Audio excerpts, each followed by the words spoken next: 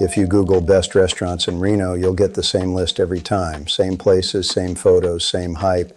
But that's not how locals talk about food here. This video isn't a top 10 list. It's based on what Reno locals actually say when they're talking to each other, and on Reddit, in comment threads, and in long arguments about where the food is actually worth it.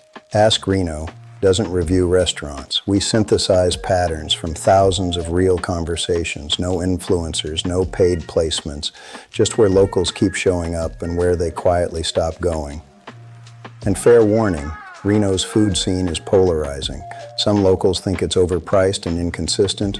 Others swear there are real gems if you know where to look. The truth is somewhere in between.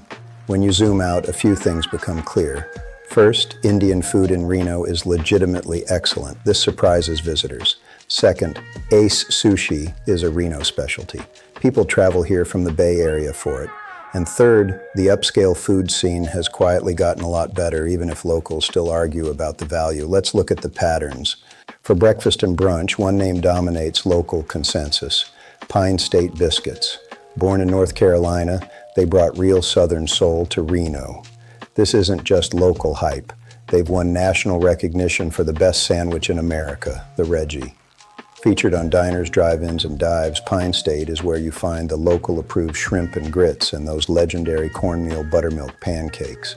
Flaky, buttery, and worth the wait. Let's talk patterns, not hype.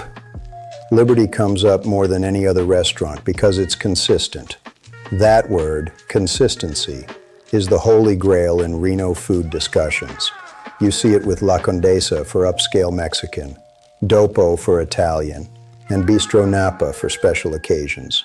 These aren't try-it-once spots. They are places locals return to on a random Tuesday night.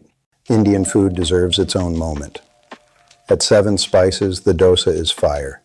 Bawarchi and Sparks gets praise for staying authentic, while Reno locations fluctuate. On the Asian side, Kwok's Bistro is the undisputed heavyweight. Chef Kwok Chen was a James Beard semi-finalist for his authentic Cantonese cuisine. And for ramen, Haru Ramen consistently hits the top of every local thread. Reliable, authentic, under the radar. Pizza debates get heated. The loudest consensus right now is R-Town Pizza. Detroit-style, thicker crust. Locals say it's actually worth the price. For tacos, we see a shift away from sit-down Mexican toward taquerias like Anna's and birria spots like Taqueria El Amigo. It's the taco trucks and window service spots that win the local pattern every time. For steak, the most surprising consensus is Western Village. It's not flashy, but locals consistently voted as the best value steakhouse in the area. They love the early 90s glamour vibe and the tableside service. It's a Reno institution that stays true to its roots. Now, where do locals hesitate? Barbecue is probably our weakest category. Opinions are all over the place, and even the best spots are hit or miss. If a place is heavily hyped on Yelp but has zero Reddit validation, locals side-eye it fast. We look for patterns of repeat visits, not one-off influencer photos. If you want to understand Reno food culture, look at Smee's. Some love the vibe and the robot waiters. Others think it's coasting.